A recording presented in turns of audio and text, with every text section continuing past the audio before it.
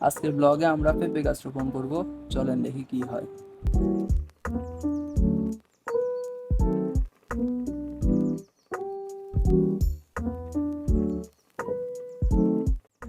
জায়গাটা জংলা হয়ে গেছে, তাই এখন এটা পরিষ্কার করতেছি।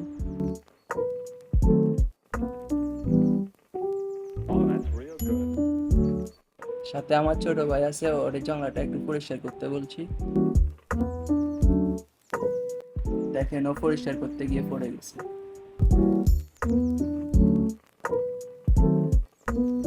জায়গাটা অনেক জংলা হয়ে গেছে, তাই পরিষ্কার করতে সময় লাগতেছে।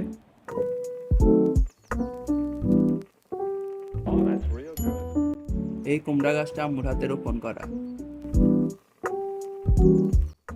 লেবু গাছটা রোপণ করছে আজকে 1 বছর, কিন্তু গাছটা এখনো বড় হইতেছে না। এখন এটা কি করা যায় কমেন্টে জানাবেন। এখন পেঁপে গাছগুলো রোপণ করবো।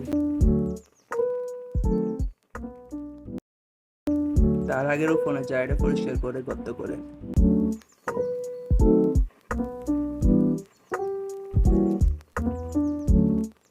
গর্ত করা শেষ, এখন গাছটি রোপণ করি।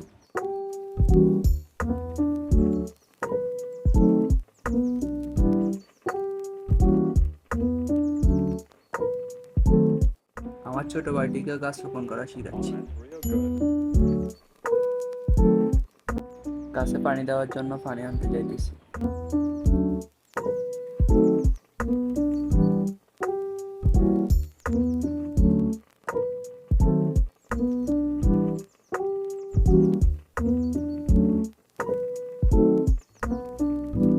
পানি দেওয়া শেষ, তাই কিছুক্ষণ বিশ্রাম নিচ্ছি।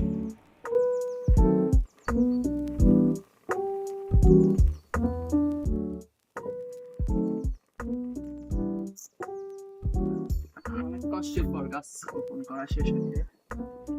ইনশাআল্লাহ আজকের ব্লগটা এখানে শেষ। দেখা হবে ইনশাআল্লাহ পরে কোনো ব্লগে। আল্লাহ হাফেজ।